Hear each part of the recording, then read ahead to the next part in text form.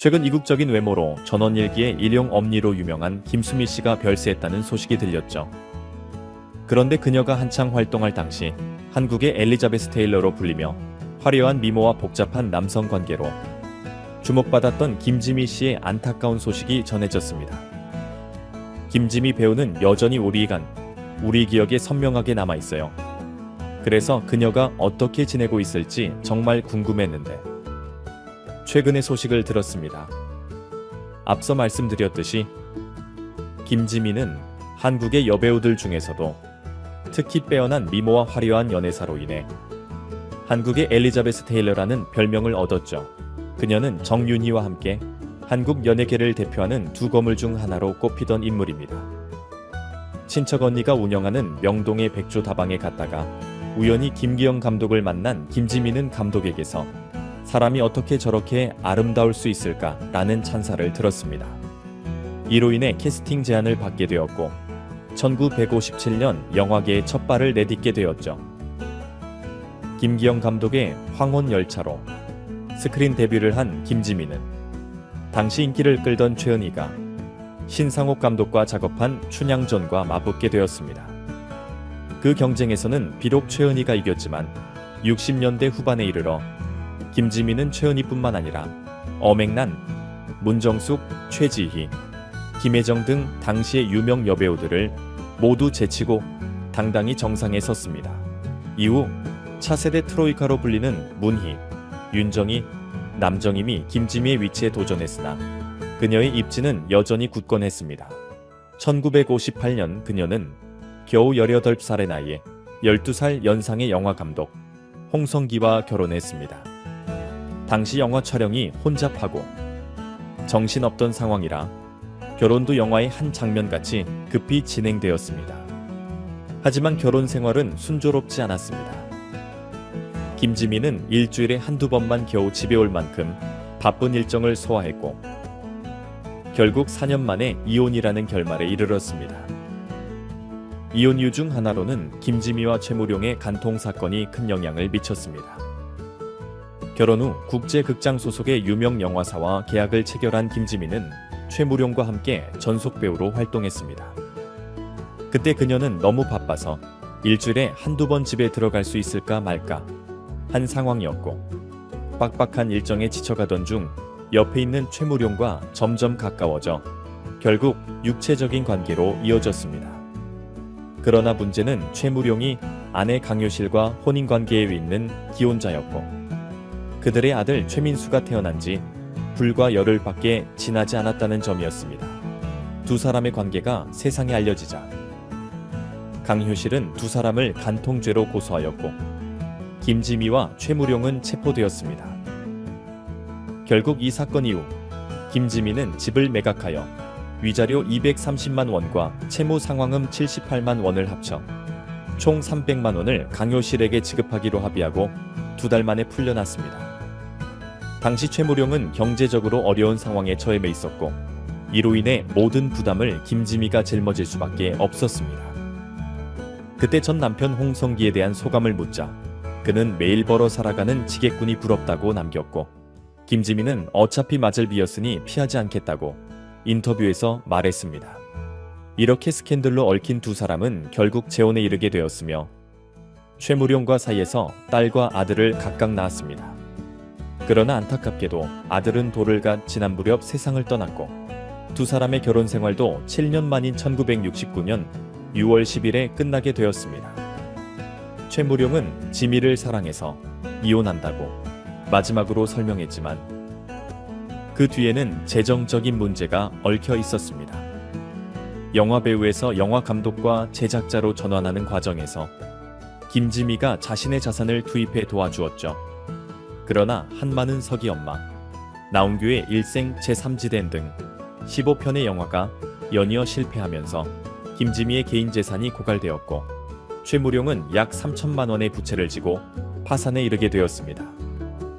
김지미는 경제적인 문제를 넘어 더 심각한 상황에 놓였다고 합니다. 당시 남편이 영화 제작 때문에 집에 들어오지 않자 김지미는 사람들을 통해 알아본 결과 남편이 국제극장 다방에서 커피를 마시고 있다는 소식을 듣게 되었습니다. 그래서 딸을 데리고 밍크 코트를 입은 차에 그곳에서 기다렸습니다. 밤새 마작을 하느라 피곤한 얼굴로 다방에 들어오는 최무룡을 발견한 김지미는 그에게 다가가 밍크 아버지 이렇게 살면 안 돼요 라고 말하며 그의 뺨을 때렸습니다. 그러나 최무룡은 예상과 달리 몸상해요.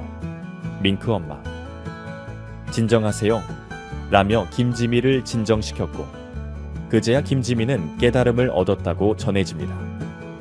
김지미는 내 턱이 부서질 만큼 때리면서 이 여편네야 새벽에 대체 어디를 돌아다니는 거야 라고 외쳐주길 바랐어요.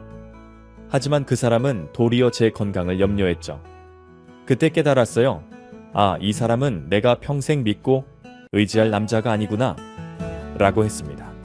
강한 남성을 원했던 김지미는 남편을 붙잡지 않고 이혼을 결심하게 됩니다. 1976년 김지미는 또다시 대한민국을 시끄럽게 만든 스캔들의 중심에 서게 되는데 이번에는 무려 11살 연하의 당시 최고의 가수 나훈아와 결혼을 한 것입니다. 과거에는 연상 연하 커플이 흔치 않았던 시절이었는데 두 사람이 처음 만난 것은 김지미가 집에서 연 파티에서였습니다. 나훈아는 그 자리에서 몇 곡의 노래를 불렀고 두 사람은 안부를 주고받는 친구 사이로 발전했습니다. 나훈아가 군 복무를 마친 후 일이 줄어든 시기에 두 사람은 더욱 가까워졌습니다.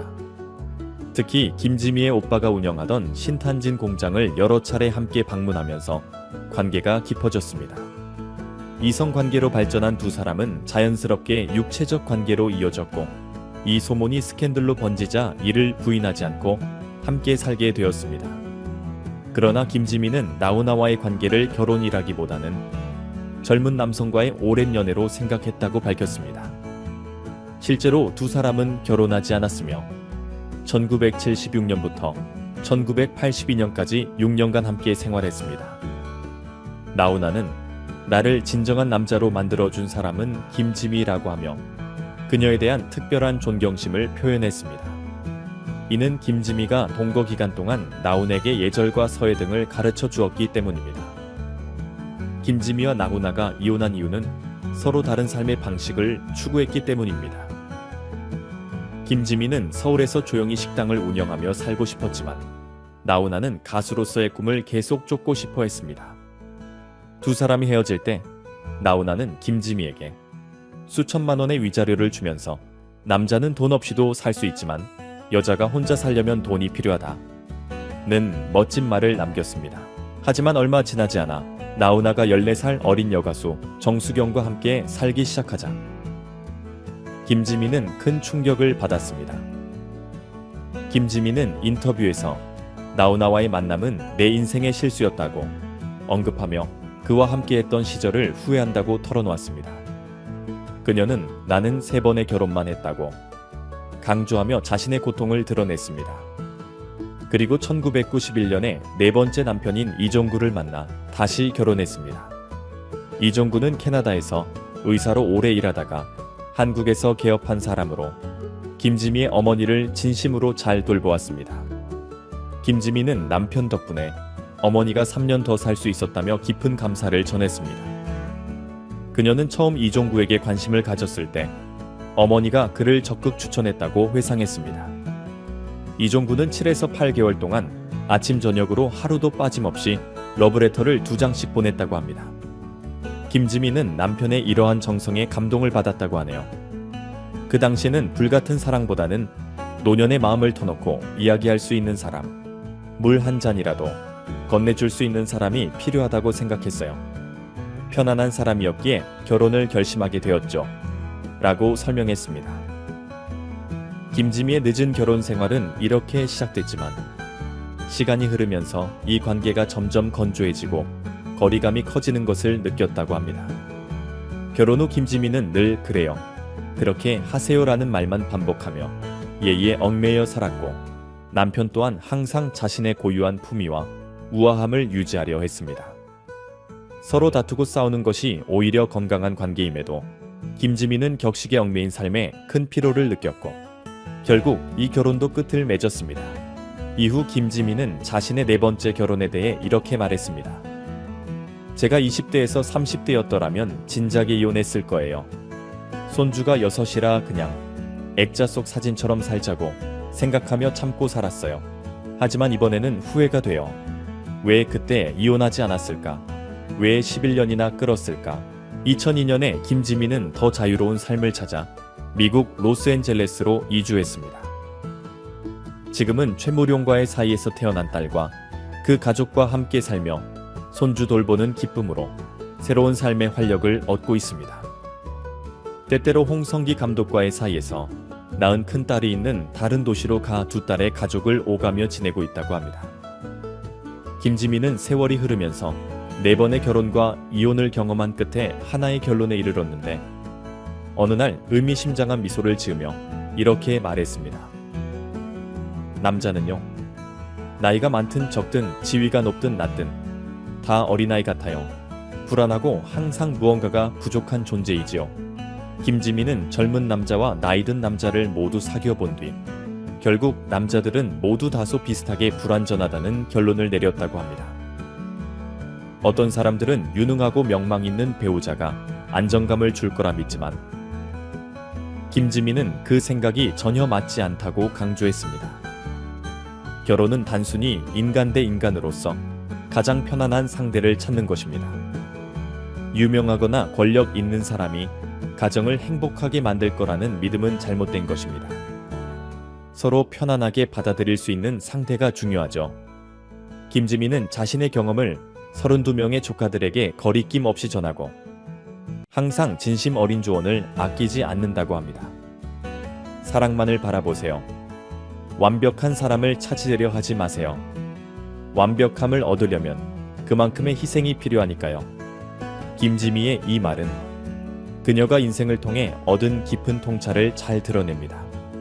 그녀는 사람들과의 경험을 통해 어떤 조건도 사랑을 대신할 수 없다는 사실을 깨달았던 것이죠.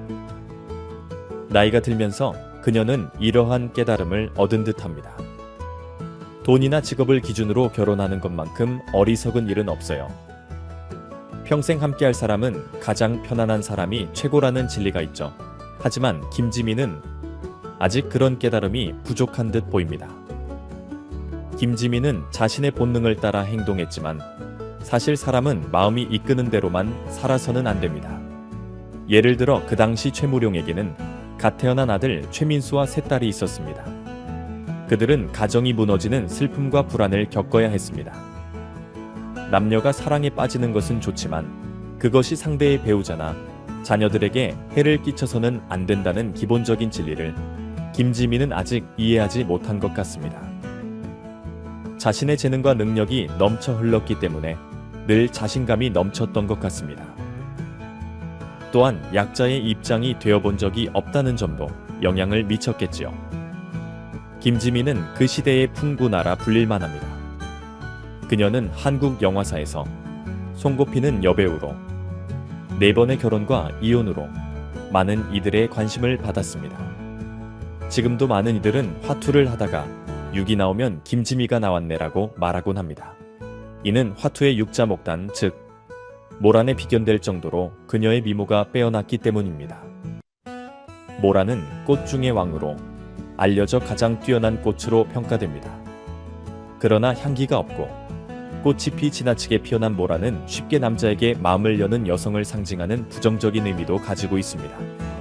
이러한 이유로 김지미의 삶은 눈부시면서도 많은 굴곡을 경험했습니다. 이번 영상 여기까지입니다. 시청해주셔서 감사합니다. 많은 의견을 남겨주세요. 그럼 다음 시간에 또 만납시다.